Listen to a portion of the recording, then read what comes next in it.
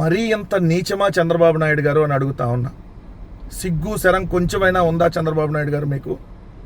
రోజు రోజుకి దిగజారిపోయి మీరు ప్రవర్తిస్తున్నటువంటి తీరు, ముఖ్యమంత్రి ఒక రాజకీయ పార్టీ నాయకుడని కాకుండా కనీసం మనిషిగా కూడా మీరు ప్రవర్తించకుండా ప్రతిరోజు దిగజారిపోయి మీరు మాట్లాడుతున్నటువంటి మాటలు ఇక్కడ చూడండి. మరీ ఎంత నీచమా?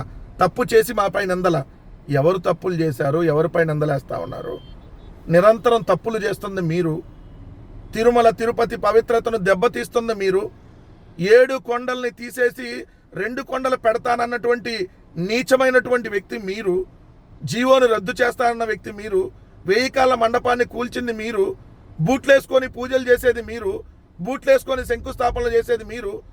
130 సంవత్సరాల చరిత్ర కలిగినటువంటి లడ్డులో జంతువుల కొవ్వు, పంది కొవ్వు, దున్నపోతు కొవ్వు, బాత్రూంలో యాసిడ్ అని చెప్పి మాట్లాడినటువంటి నీచమైనటువంటి వ్యక్తి మీరు.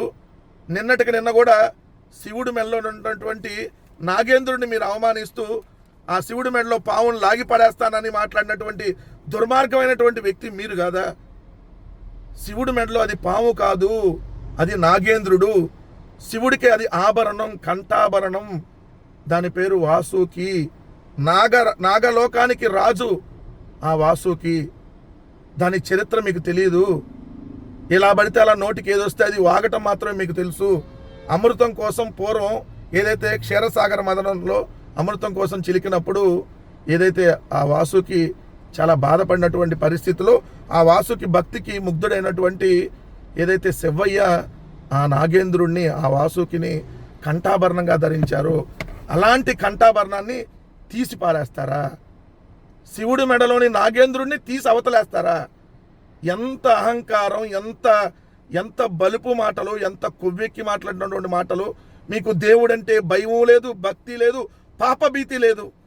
వెంకటేశ్వర స్వామి మీద అలానే మాట్లాడతారు, అలానే ఈరోజు శివయ్య మీద అలానే చేసినటువంటి పరిస్థితి. బూట్లేసుకొని విగ్రహాలను తీసుకుంటారు, బూట్లేసుకొని పూజలు చేస్తారు.